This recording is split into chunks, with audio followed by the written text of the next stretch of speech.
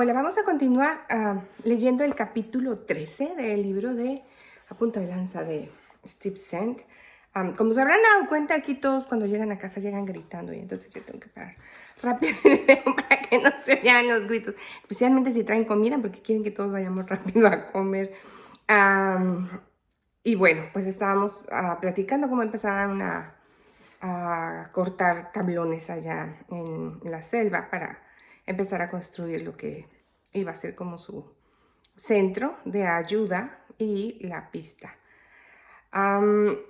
Dice que Tidi fue y cortó cortes, dice que cortó un gran árbol, no sabía cómo, pero pues lo cortó, llegó con tablones, dice, cortó algunos troncos con una muesca como una Y en un extremo y una punta al otro. Hundió dos de esos en cada extremo del lugar donde íbamos a dormir y unió cada par de Y con un palo horizontal. Entonces puso uno de sus tablones nuevos cruzados a cada palo horizontal y ya estuvo una cama. Nuestras nuevas camas eran firmes, aunque se bamboleaban. Steve y yo dormimos en esas camas por 10 días y las llegamos a querer mucho. No porque fueran tan cómodas, sino porque era mejor que dormir en el piso mojado o en nuestras hamacas militares que se volteaban. ¿Se imaginan que estás dormido y te volteas y te caes? A la siguiente mañana todos nos levantamos al amanecer.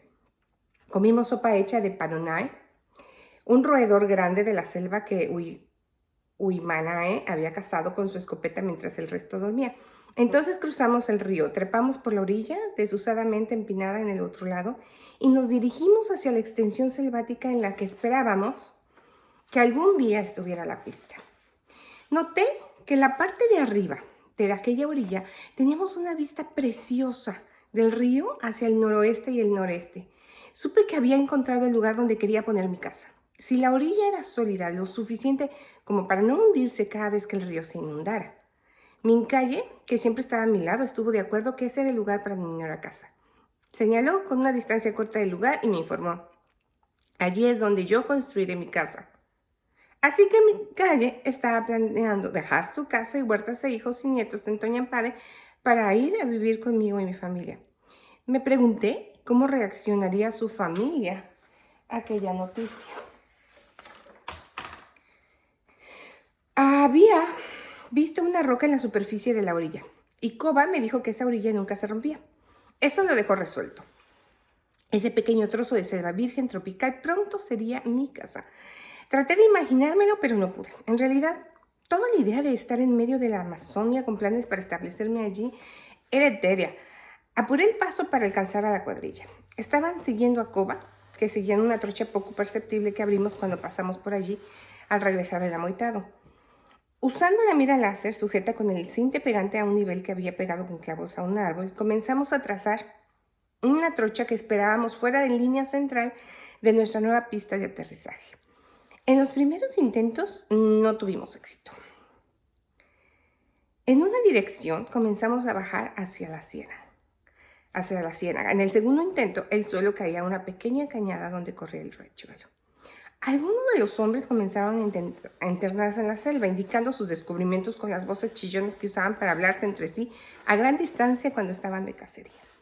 Por fin todos parecieron estar de acuerdo en que uno de los hombres, bien hacia el oeste, de acuerdo a mi brújula, había identificado la mejor dirección para la pista. Armamos el láser otra vez y los hombres comenzaron a abrir la trocha. Escogí a uno de mis hombres con una camiseta clara para que sirviera como blanco. Él caminaba por la densa maleza hasta que ya no podíamos ver el punto rojo del láser en su espalda. Entonces esperábamos hasta que los hombres con machetes lo alcanzaran para ver de nuevo, para empezar a avanzar. Tan pronto como los macheteros se dieron cuenta para qué servía la luz, comenzaron a cortar todo follaje en sus agudos ojos veían que el láser daba. No pasó mucho tiempo para que estuviéramos bien adentro de la selva. Apenas un poco menos de 400 metros entre los árboles, nuestra trocha central llegó a un riachuelo. Era suficiente longitud para una pista. Apenas lo justo. Regresamos al extremo oriental y comenzamos a cortar la maleza y arrasarla fuera de nuestro camino. Calculé que necesitábamos como 12 metros de pista principal en las que habría que desenterrar todos los troncos y como otros 12 metros más a cada lado en donde debería cortar los árboles bien bajos para que el ala alta de la pequeña avioneta BTS pudiera pasar por encima. Después del primer día del desmonte, Me di cuenta de que sería más fácil que el piloto, o sea, yo, apuntara mejor que para nosotros despejar tanta selva. Alteré la sección central a 9 metros, con 9 más a cada lado. Ya el segundo día, varias esposas de los hombres habían llegado, pero no fueron a cocinar, sino que fueron a desenterrar troncos. La bola de agua era una de ellas. Parecía que estaba emparentada con la mayoría de nosotros, así que se sentía libre de regañarnos mientras trabajábamos. Si alguien no estaba emparentado con ella, hacía algo que no le gustaba, nos regañaba a uno de nosotros en su lugar. Por lo general, con el que ella se disgustaba, se daba cuenta. Mi perro está soñando, no sé qué sueña. Regañar en guaraní es como decir palabrotas en español. Es más que palabras, es una forma de arte. La abuela de agua es una artista. Las mujeres guaraníes a menudo tienen mascotas. Ya que de agua Kimo no podían tener hijos, ella siempre tenía mascotas. En esa expedición ella tenía un mono lanudo que podía hablar. Pues bien, en realidad nunca le oí decir palabras, pero Dawa lo regañaba y le decía qué hacer, y en realidad parecía entenderla. También tenía un loro que hablaba. Cuando ella comenzaba a regañar al mono o a cualquiera de nosotros, el loro se daba cuenta del mensaje y continuaba con entonaciones casi perfectas. En el segundo día sacamos nuestras sierras de cadena. Teníamos cascos con protectores de malla para la cara y protectores de oídos. A Tigüe le encantó la sierra de cadena, pero parecía no hallarle el tino. Prefería usarla cuando no hacía ruido, porque la cadena que daba vueltas le ponía nervioso y los gases de escape le molestaban. Era muy fuerte, pero al fin se dio cuenta que no podía progresar cuando el motor no estaba funcionando. Lo convencí de que funcionaba mucho mejor cuando hacía ruido, pero no pude convencerlo de que no necesitaba aserruchar con la sierra. Steve se preocupaba de que Tigüe fuera a cortarse una de sus extremidades que no pertenecían a los árboles. Decidimos que teníamos que alejarlo de la letal máquina para beneficio de todos. Uy, hubiera sido feliz cortando todo. Al final, Tementa intervino para arreglar el asunto. No le dijo a Tigüe qué hacer, sino que le preguntó si vería bien usar un hacha y dejarse puestos el casco y los protectores de oídos. Tigüe lo vio muy bien. A fin de cuentas, lo que más le fascinaba eran los accesorios de la sierra de cadena que la misma máquina. Steve enseñó a otro par de hombres a usar las sierras de cadena. Comprendieron el concepto de dejar que la sierra cortara el árbol mientras el operador solo la dirigía. Los nuevos muchachos comenzaron a cortar árboles como locos, pero nada caía. El segundo dosel de la selva, en donde los árboles de tamaño mediano abrían su follaje, estaba sujeto con bejucos que crecen de un árbol a otro. Con frecuencia, cuando uno corta un árbol, se queda erguido, sostenido por los bejucos que lo conectan a los árboles que lo rodean. Cuando se regó la noticia de que podíamos ir a tomar painamea y comer carne, todos nos fuimos al instante, contentos por el descanso. Cuando regresamos al desmonte para la pista, se nos habían unido un par de tipos nuevos que acaban de llegar caminando desde Kiwado. Uno de ellos empuñó un hacha y comenzó a cortar un árbol del tamaño mediano. Resultó que alcancé a verlo cuando empezaba a alejarse y el árbol comenzó a caer. Para su desgracia, acababa de cortar el árbol que estaba equilibrando a los demás que ya habían sido cortados. Vi al recién llegado echar un vistazo hacia arriba lleno de terror. Entonces vi lo que estaba pasando. Todos los árboles alrededor del pobre hombre comenzaron a caer. Él no sabía qué hacer, corría para un lado, para otro. Cualquiera de esos árboles lo hubieran triturado. Yo estaba tenso por la preocupación, pero todos los demás guerreros estaban destornillándose de risa e imitando los brincos de pánico del hombre. El pobre hombre, que apenas acababa de escaparse de morir, se rió con ellos. Me percaté, asombrado, de que nadie dictó alguna ley en cuanto a marcar árboles que no se hubieran caído. Nadie convocó una reunión de seguridad, ni a la Agencia Federal de Salud hizo una inspección. Este mundo era un mundo diferente, en cierto sentido refrescante. A lo mejor los árboles que caían podían matarnos, pero por lo menos no nos moríamos en el papeleo. Para esa tarde, la limpieza de la maleza había progresado lo suficiente a cada lado como para que pudiéramos comenzar a limpiar el centro donde había que sacar las raíces. Al comienzo de nuestra pista, en medio, había un enorme árbol viejo y muerto. No lo podíamos quemar. Nuestra selva tropical no recibió ese nombre por accidente. Yo había medido la cantidad de lluvia llegar a unos 10 centímetros en media hora. Las mujeres guaraníes comenzaron a cavar alrededor de la base del árbol, con la vieja Diudi, cortando las raíces conforme avanzaban. Cuando llegaron debajo de la base del tronco, lo que quedaba del árbol se desplomó. Lo único que teníamos que hacer era usar una palanca para levantar unos miles de kilogramos de tronco fuera del agujero y hacerlo rodar al lado de la pista. Como 20 guaraníes se metieron en el agujero alrededor del tronco y trataron de levantarlo, pero ni se movió. Aquello parecía una oportunidad para demostrar que los coguadis sabían hacer algunas cosas. Rodé un pedazo de madera dura en el agujero en contra de la base del tronco. Entonces busqué el tronco más grande y más fuerte que pude cargar y lo arrastré hasta el agujero. Con la ayuda de uno de mis perplejos compatriotas guaraníes, alcé un extremo al aire hasta que pude embutir el extremo más grueso entre mi fulcro de madera dura y un enorme tocón.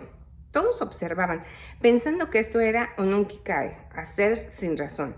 Entonces, cuando tuve mi palanca de 6 metros en su lugar, salté y lo agarré lo más lejos del tocón que pude. Me alejé mano a mano hasta que llegué casi al extremo. Ahora ya estaba listo para el espectáculo. Comencé a saltar una y otra vez. Como pensamos, el viejo y enorme tocón comenzó a mecerse. Esperaba que todos corrieran para agarrar una palanca y un fulcro propio, o por lo menos añadir más peso a mi palanca. Más bien, todos comenzaron a gritar y todos saltaron otra vez al agujero para alzar otra vez el tocón. Yo pensaba que había sido muy astuto, pero para ellos yo había hecho magia. Tuve que aguijonear y persuadir a un par de hombres para que buscaban sus propias palancas y nosotros 3 levantamos aquel viejo tocón fuera del agujero. Ahora estaban comenzando a entender. Varias horas después de aquello, todos llevaban palos largos por todas partes, tratando de encontrar algo para levantar. Nuestra productividad casi se redujo a 0.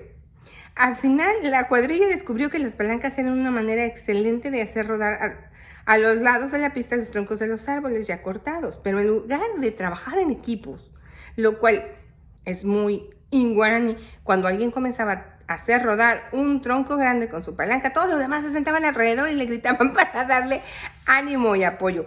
Tendría que trabajar en el concepto de muchas más manos hacen el trabajo más ligero. Sí, a veces así pasa aquí en mi casa también, que trabajo y todos me echan porras. Cuando encontramos otro árbol enorme que había dejado un tocón bastante grande, se me ocurrió que era el tiempo para una lección sobre el uso de la dinamita para hacer pistas en la selva. Si no sacábamos todas las raíces, se pudrirían bajo tierra. Eso crearía un vacío, el cual finalmente se hundiría el peso de las ruedas de la avioneta. Tales agujeros podían romper un tren de aterrizaje o provocar que el avión girara y se saliera de la pista hacia los tocones y los árboles. Yo había comprado como 20 cartuchos del explosivo en una distinta ferretería en Pucho. En una minuta ferretería en Puyo. El pueblo grande, un poco más allá de Chiral, o sea, grande. El niño de 8 o 9 años que me estaba atendiendo los envolvió juntos en unos periódicos y me entregó un bulto. Cuando vacilé al tomarlo del pequeño, él se limitó a mirarme como diciendo, ¿qué te pasa? Me estaba entregando 20 cartuchos de dinamita con mechas y fulminantes, todos envueltos en periódicos para su protección. Yo sabía más que eso. Miré alrededor por la ferretería. Eso no fue muy difícil porque solo era como de 3 por 6 metros y unos 5 metros de altura. Era pequeña, pero tenían todo lo que cualquier ferretería grande pudiera tener, además de machetes y, por supuesto, dinamita, pero no armarios reforzados para esta. El hijo del propietario se imaginó cuál era mi problema. Sin perder tiempo, ató el volátil bulto con un pedazo de piola y me lo entregó. Caminé lo más despreocupado que pude, pero me sentía como llamando mucho la atención y mantuve ojo de águila vigilando para ver si alguien se acercaba fumando. Así es como los villanos de las películas encienden la dinamita, con un cigarro, ¿verdad?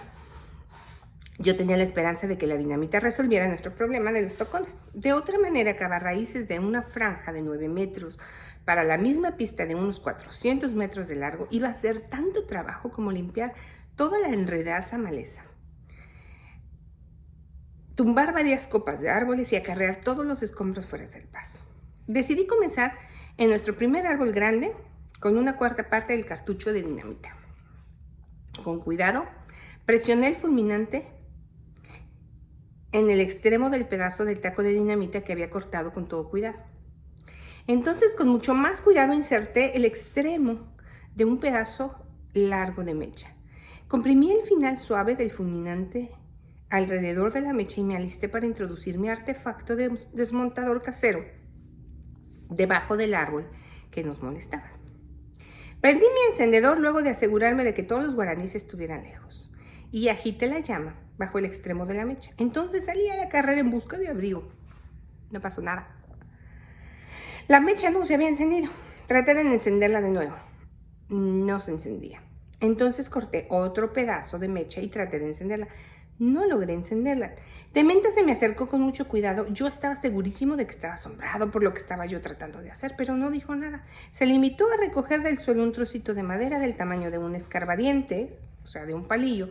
Lo puso sobre la llama de mi encendedor hasta que se puso rojo. Entonces sopló en la punta del palito y lo aplicó al extremo de la mecha. Me limité a sonreír para mí mismo. Cualquiera que haya estudiado física sabe que la parte más caliente de una llama está donde se pone azul, justo antes de que comience el amarillo. Yo había estado sosteniendo el extremo de la mecha sobre esa llama por casi 1 minuto y sin resultados. Pero decidí que Dementa descubriera por su cuenta propia lo que yo ya sabía. Para su desdicha, la mecha se encendió de inmediato cuando le aplicó su palito encendido. Ni siquiera pudo aprender de mí algo sobre la parte más caliente de la llama. Cuando la mecha se encendió, todos los hombres en coro dijeron animado, mano, ¡ay! Eso sí, justo así. Hasta allí llegó mi enseñanza sobre las maravillas de la dinamita. Cuando por fin logré encender la mecha de la dinamita, otra vez corrí en busca de refugio. Los guaraníes habían formado un círculo como unos 5 metros de distancia. Cuando yo corrí, todos se quedaron parados donde estaban. Yo no quería que ninguno saliera herido, pero no iba a ser de tonto 2 veces en tan corto tiempo. Me detuve resbalándome y me di cuenta justo a tiempo para oír un estruendo amortiguado. Salió humo debajo del árbol y alcé la vista, esperando a ver ese gigante amazónico de más de 30 metros de altura comenzar a caer a tierra. Todo lo que logré ver fue una pequeña sacudida de hojas. A lo mejor fue una leve brisa, pero prefiero pensar que en realidad fue la dinamita. Todos parecían preocuparse por mi reacción. Sonreí abochornado y 30 hombres guaraníes a la vez trataron de explicarme cómo insertar los fulminantes, encender la mecha, envolverla bien con un bejuco, etc. Dementa tomó un taco entero de dinamita para demostrar lo que parecía que todos ya sabían. Cuando lo hubo envuelto y amarrado, le metió como 7 centímetros de mecha. Lo colocó debajo del árbol y aprisionó a tierra alrededor para contener la explosión y canalizar la energía para levantar el árbol.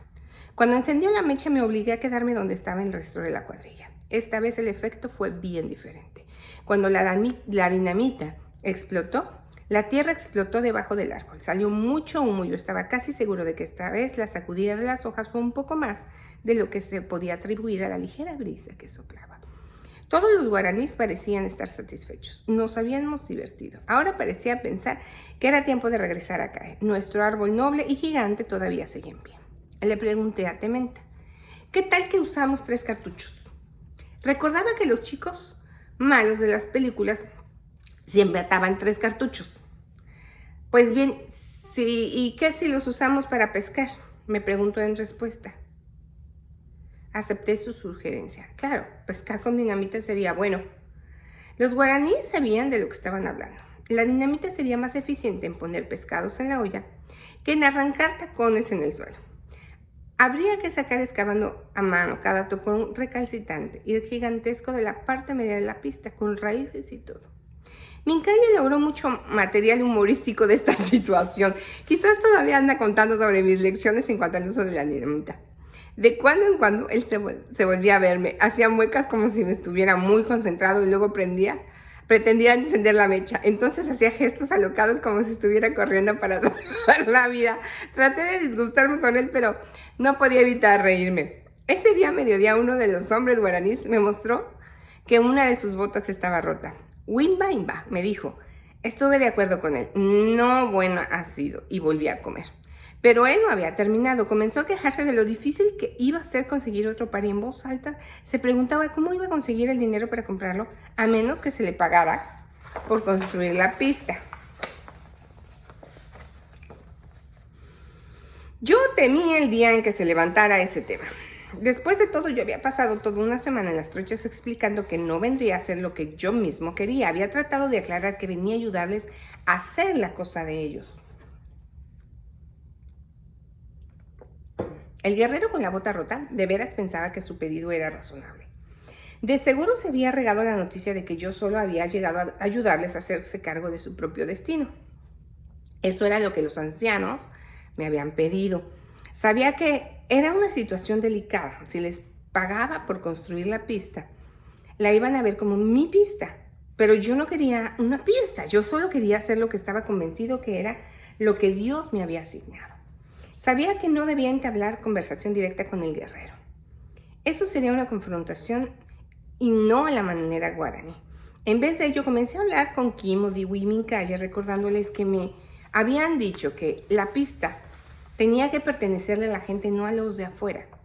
Todos podían oír lo que yo estaba diciendo y todos podían oír lo que se me estaba pidiendo. Enseguida, como una docena de hombres comenzaron a hablar también. Todas las conversaciones se hacían al mismo tiempo, como una reunión guaraní típica. No sabía cómo terminaría esa conversación crucial ni cómo terminarla. De repente, Pa se paró y dijo, En el acto todos dejaron de hablar y se pusieron a escuchar. Iwa, dijo, mirando a la distancia. ¿Monos aulladores? Me pregunté, ¿dónde? Efectivamente, a la distancia, cruzando el río, más allá de la pista, se podía oír un ruido apagado, como el tráfico de una autopista distante. Pa empuñó su escopeta y salió corriendo hacia el río. Yo conocía ese ejercicio. No había tiempo de explicarle a Steve lo que estaba pasando. Yo conocía ese ejercicio, no había tiempo. Ya. Empuñé mi escopeta y corrí detrás de Pa junto con los otros 4 hombres. Cruzamos el río orilla arriba y fuera de la pista. Cuando llegamos, yo ya estaba accesando. Mis botas llenas de agua chapoteaban mientras corría. Pensé dejar que el resto del grupo siguiera. Era mejor quedarse solo en la pista que cualquier lugar de la espesura. En ese preciso momento, Pa se volteó para mirarme y me llamó. Babae, ven rápido y esta noche comeremos iwa. Nos adentramos en la selva y nos dirigimos a la primera cresta. Hacia la Moitao. Hasta allí habíamos seguido algo parecido a una trocha, pero sabía que eso no iba a durar.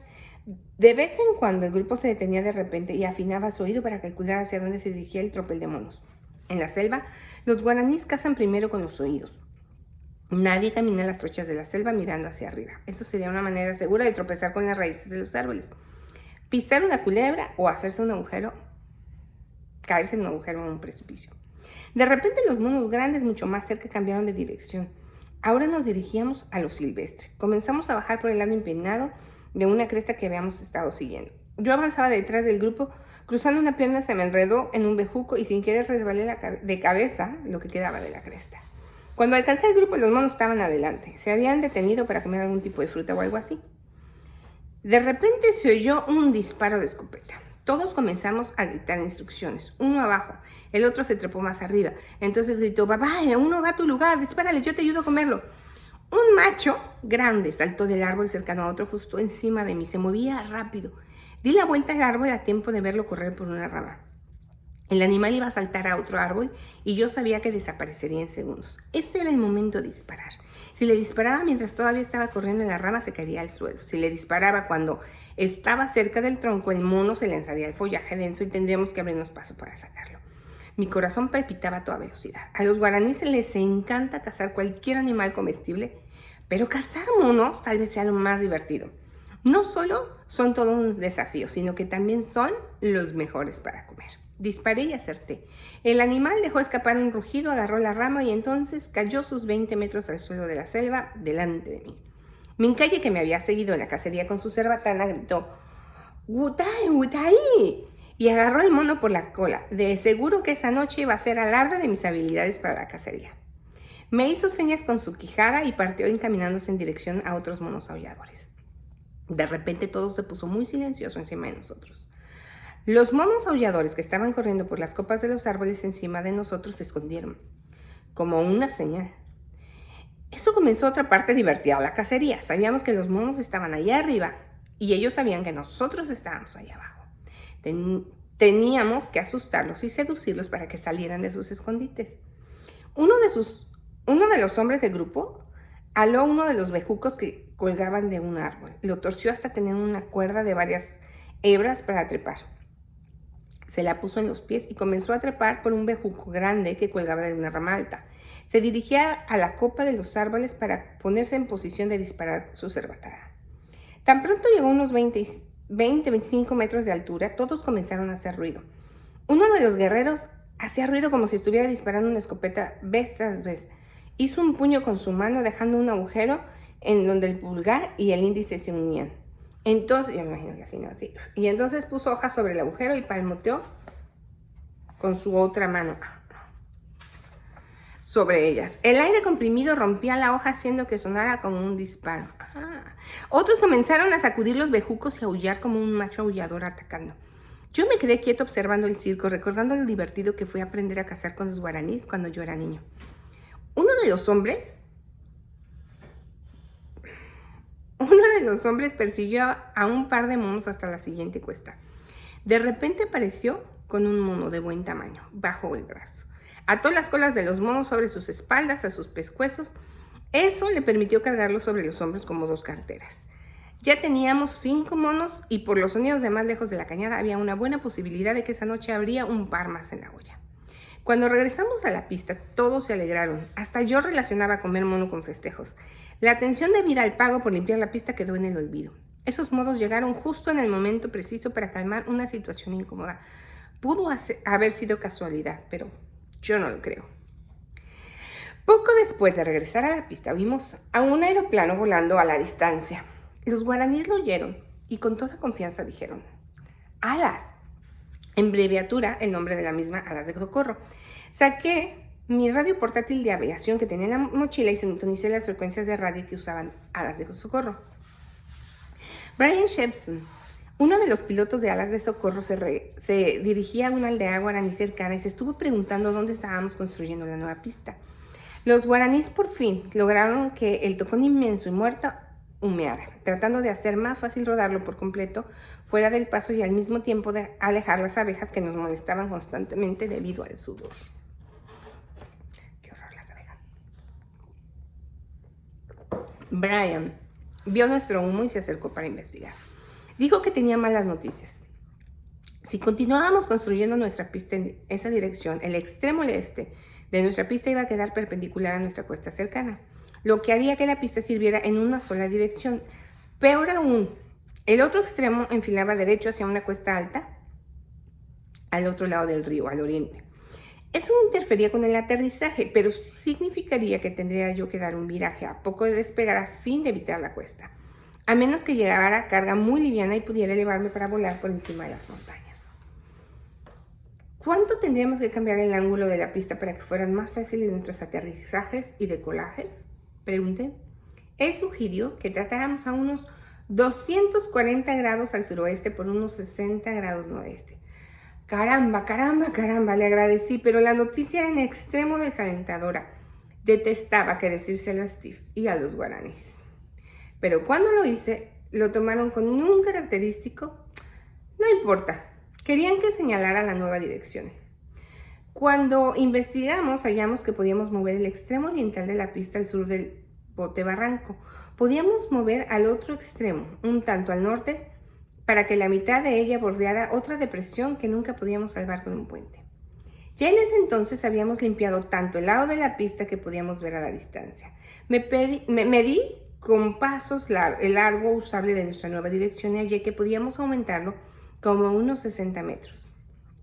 Si podíamos llenar una zanja estrecha, podíamos extender la pista otros 30 metros más al lado. Después de 4 días, parece que nos acostumbramos a la rutina. Varios de los hombres, sobre todo Tiddy, estaban aprendiendo a manejar las sierras de cadenas. Steve también lo enseñó a limpiar las 2 sierras y afilarlas todas las noches. Wimanae continuaba trayendo carne todos los días, así que siempre teníamos bastante para comer. Tuvimos varios encuentros con culebras, sobre todo con víboras del árbol que había caído cuando derribábamos los otros donde estuvieron viviendo. Hay buenas y malas noticias en cuanto a la mordedura de culebras de selvas tropicales. La buena es que la mitad de las mordeduras son secas. La culebra no quiere desperdiciar su veneno en un animal que es demasiado grande para comérselo. Eso yo no lo sabía. En una cuarta parte del número de la mordedura de culebras, la culebra inyecta apenas lo suficiente veneno para enseñarle al intruso una lección. Las malas noticias son que la otra cuarta parte de las mordeduras en las cuales la culebra inyecta todo veneno. Las víctimas por lo general experimentan un tremendo dolor y a veces mueren. Cuando no mueren, el daño residual del veneno puede disolver los ligamentos, hacer que los músculos se atrofien y crea todo tipo de problemas que duran por años. Aun cuando una pequeña culebra callata, que se parece a una cascabel pequeña sin el apéndice de la cola, puede inyectar suficiente veneno para que su víctima comience a sangrar por los ojos, boca y nariz minutos a ser mordido. Dika, el hermano de Comi, sufrió una picada en el tobillo. Se recuperó bien, pero el veneno le comió los tendones que van de los músculos de las piernas a la parte exterior del pie. Sin esos tendones su pie se enroscó hasta que él tuvo que caminar sobre el lado del pie en vez de la planta. Eso limitaba mucho su capacidad para moverse hasta que encontramos un par de botas militares que se amarraran con cordones arriba y sostenieran su tobillo en su lugar, como lo hacen los patines de hielo. Cada día parecía que pasaba algo que lo hacía distinguirse de alguna manera. Un día, una avioneta de alas de socorro voló sobre nosotros para dejar caer más machetes y limas para afilarlos. Pedimos al piloto que dejara caer las preciosas herramientas en el banco de arena frente a nuestro campamento improvisado. El piloto se acercó volando bajo justo sobre el río entre los árboles de las orillas. Pero cuando dejó caer los machetes y las limas, las herramientas pasaron volando por sobre la playa y fueron a dar al agua. Casi junto con el ruido del salpicón oímos más chapuzones a la orilla. Algunos de los hombres de nuestro grupo se lanzaron al río para rescatar las herramientas tan necesitadas. Encontramos varios de los machetes, pero ni una sola lima. Fue una desilusión. Un machete sin filo es como no tener nada. Otro día Rick vino volando un bravo tango sierra. Quería ver cómo nos iba, pero como buen vecino que era, trajo panes frescos de una panadería en Shell. Voló sobre nosotros y dejó caer su preciosa carga en su primera pasada, pero no cayó en nuestro desmonte, sino que siguió directo hacia los árboles. Rick dio la vuelta y hizo un segundo pase. Noté que iba a fallar otra vez. Traté de advertirle, pero fue demasiado tarde. Casi podía saborear los deliciosos panes calientitos mientras los veía pasar volando hacia la selva y perderse para siempre. Yo quería aquel pan, pero los guaraníes lo querían aún más. Algunos de ellos no habían probado en años. Otros a lo mejor nunca. Y si no lo habían probado, sabía que por lo menos lo oyeron mencionar. A los guaraníes les encanta el pan, así que pensé que el pan estaba perdido. Pero ellos fueron a buscarlo. No estaba tan ligero y esponjado como cuando salió de la panadería, pero sé que disfrutamos de aquellos panecitos más que cualquiera del mundo que afuera pudiera imaginarse. Un día se me introdujo a una forma nueva de tortura en la selva. Me mordió en mi meñique lo que los guaraníes llaman maní. Es como una hormiga negra que mide 2,5 centímetros cuando alcanza su tamaño completo. Imagínense, 2,5 centímetros, más que mi dedo gordo. Yo estaba ayudando a Minkaya a excavar un tocón cuando sentí un dolor abrasador en mi meñique. Era tan intenso que no podía decir dónde en realidad me dolía. Me agarré la mano y el dolor me cortó la respiración. Minkaya me vio pararme de súbito y vino a investigar. Sin embargo, no me vio la mano, se limitó a examinar la tierra alrededor de mí y entonces sacudió mis pantalones y mis botas. Manima, Imba, me informó. Me estás diciendo que me había picado un maní. Yo ya sabía la parte de las malas son. Minkaya continuó, papá de te amponi. No estaba seguro de lo que estaba diciendo, pero seguía repitiendo y señalando el piso. Me sonaba como si estuviera tratando de recitar el alfabeto en español. Cuando lo hubo repetido las suficientes veces me di cuenta de que estaba pronunciando las letras DDT, antepoi. Quería que usara DDT para matar a las hormigas. No teníamos DDT, así que sugirió otro remedio de la selva. Gasolina. Insistió que sumergiera mi dedo en gasolina. Casi llegué a esperar que le encendiera. Pero no era problema grave. No podía dolerme más de lo que ya me dolía. Una cena de cada noche ofrecía una nueva oportunidad para divertirnos. Una noche estaba casi oscuro Ya estaba oscuro, más bien. Dice, cuando Steve y yo nos bañamos en el río y recibimos nuestros platos de sopa espesa. Apenas habíamos comenzado a comer cuando Steve dijo entre dientes de una manera rara, oye, ¿puedes alumbrarme con tu linterna? Su pronunciación era terrible. Saqué mi linterna y vi que él estaba tratando de alar algo negro que salía de su boca. Logró sacarlo a medias y aquello volvió a metérsele. Le sugerí que diera un buen tirón. Lo hizo y salió. Vi que era el brazo de un mono aullador que fue ahumado por un par de días. Esa noche la mayoría de nosotros recibimos pedazos de carne de cerdo, pero nuestro cocinero, Omaka, guardó lo último del mono para Steve. La parte que se le había atascado entre sus dientes eran los dedos del mono. Cuando Steve, sin sospecharlo, se metió la mano del mono a la boca en la oscuridad, los dedos estaban tan doblados que pudieron entrar. Pero cuando trató de sacárselos, porque estaban demasiado duros como para morderlos, empezaron a enderezarse, haciendo que la mano se agrandara y se hiciera más difícil sacarla. Steve se limitó a reírse y le dio una mano del mono a uno de los hombres que estaban junto a él, decidiendo que aquella noche la pasaría solo con una barra de avena caramelada que tenía en su mochila. Guácala, yo no comería mano de mono. Después de la cena nos fuimos a ver películas al estilo de la selva. Uno de mis videos favoritos era un comercial de la operación agrícola que Steve y a sus hermanos dirigían. A los guaraníes les encantaba ver el tractor de Stager tirando de un conjunto de discos de 13 metros de ancho y dijeron, Babae, dile a Namo, Steve, que traiga uno de esos acá. Y contentos lo veríamos hacerlo aquí. Engordando, todos viviremos muy bien.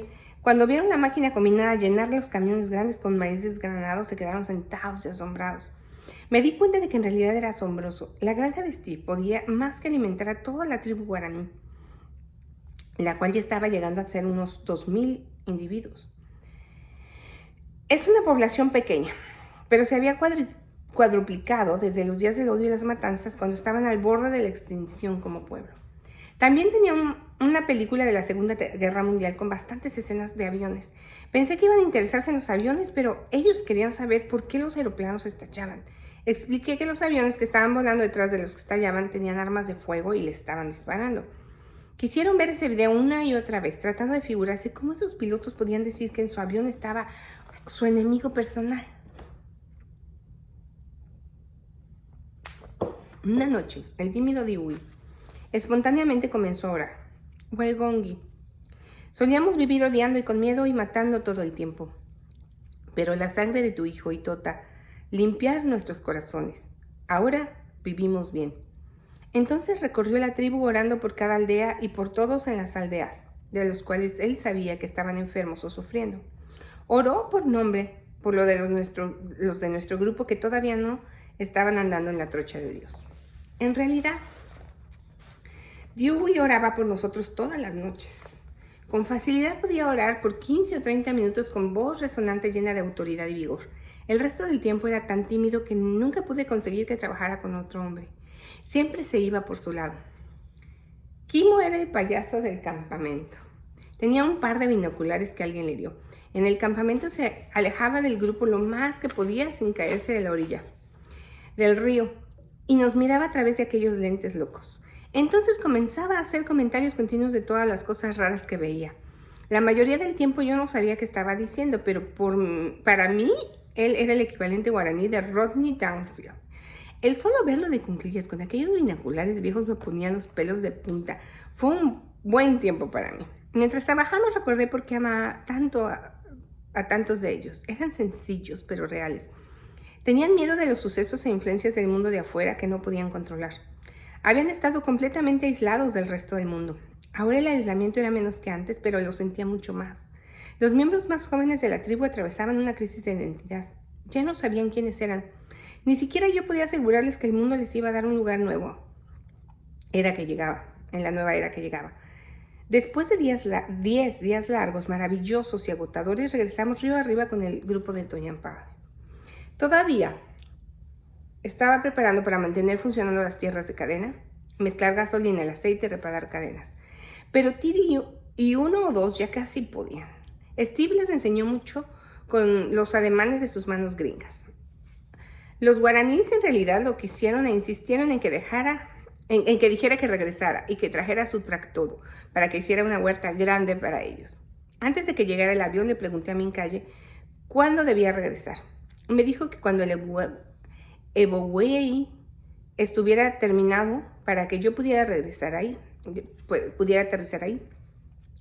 Basándome en cuánto trabajo hicimos en el grupo grande de más de 30 hombres y unas cuantas mujeres, calculé que la pista no iba a estar lista antes de que las huertas estuvieran a punto de cosechar. Dudé que tuvieran la pista en condiciones de usarse en menos de 10 meses. Los hombres de alas de socorro habían pronosticado 1 o 2 años pasados en lo que veían en otras comunidades. Y yo estaba seguro de que nuestro gran equipo de inmediato se reduciría a un puñado de fieles cuando me fuera con el arroz, el azúcar y los videos. Mincaye habló con los otros que me dijeron que fuera a vivir con ellos y dijo, otra vez venir después de 3 lunas. El Eboe estará y podrás aterrizar. Mincaye añadió, entonces construiremos casas para vivir. Koba estuvo de acuerdo y Tidi dijo, voto tono, yo mismo también.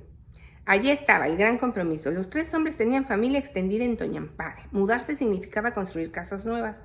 Eso sería lo fácil. Mudarse río abajo antes de que las huertas estuvieran listas sería el sacrificio real. Tendrían algunos meses de escasez mientras nuestra nueva tienda se desarrollaba. Pero ahora sabía que tenía un grupo de personas que en realidad estaban comprometidos a hacer lo que pudieran para asumir la responsabilidad de atender las necesidades espirituales y físicas de su propio pueblo. Me sentí muy animado. En realidad, nunca esperaba que los que no siguen a Dios se comprometieran a ser parte de aquel experimento, así que no me sorprendió cuando ninguno de ellos ofreció participar en la gran mudanza. ¿Qué motivación iban a tener? Los guaraníes estaban acostumbrados a cuidarse de sí mismos, no de otros. Esa no era parte de su cultura, la cual les había enseñado a no depender de nadie fuera del grupo familiar inmediato. Los seguidores de Dios tenían razón para ayudar a otros. Para ellos era una oportunidad de expresar su aprecio a Wengongi por haberles revelado la trocha que marcó para ellos con la sangre de su hijo. Mateo pasó las instrucciones de Wengongi de esa manera. Minito bobo kaebu. Bai adobai kaedin que guadani ninanti a namai inte ono que godo kaemini a encadenaimpa. Lo que ustedes recibieron gratis, denlo gratuitamente. Mateo 10:8. Dejé el equipo, la radio, las provisiones y los motores fuera de borda en la choza de tía Raquel, pero para cuando regresara. Troqué mis botas en Toñampade por un par que tenía un gran tajo de costado. Tenía un gran anhelo de comprarles a cada uno de los que trabajaron en el proyecto un nuevo par de ellas, un machete y un hacha nueva. Hubiera sido el regalo inmenso para ellos y algo grandioso para mí. ¿En qué otro lugar podía conseguir tanto placer por la mitad del costo de un boleto de Orlando a Quito? Pero sabía que no podía hacerlo. Por décadas se les extendieron las manos a los guaraníes. Ellos respondieron a la tentación recibiendo el interminable alluvión de regalos de varias organizaciones de varios países. Hay cierta tendencia a la generosidad y al deseo de relevancia en la vida de otra gente que se mezcla con un poco de egoísmo. Nos gusta encontrar un lago pequeño en donde podamos ser el pez gordo. Esa forma mortal de altruismo arruina la vida de las personas a las que queremos ayudar y les roba a ellos y a sus descendientes su dignidad futura. Nadie murió ni sufrió heridas serias durante los 10 días que trabajamos en la pista. Hice muchos amigos y conocí a muchos hombres y mujeres y otra vez pensé para mi propia satisfacción que mi único interés era ayudar a mi familia de la selva.